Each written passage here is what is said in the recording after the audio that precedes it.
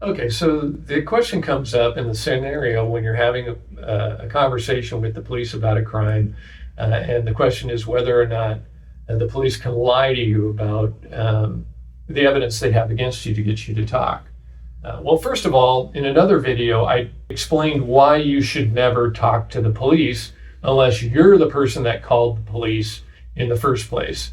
So if you're in the situation we're talking about now, you've already ignored my advice in the other video, but that's okay. You didn't hurt my feelings. People make mistakes all the time.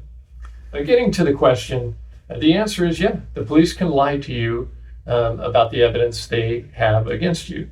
That's known as an investigative technique, which is a fancy word for lying, but the police use that investigative technique and they do it quite often because it proves to be effective. They may say, and this often happens in the situation involving two people involved in committing a crime as co-defendants, aiders and abettors or co-conspirators.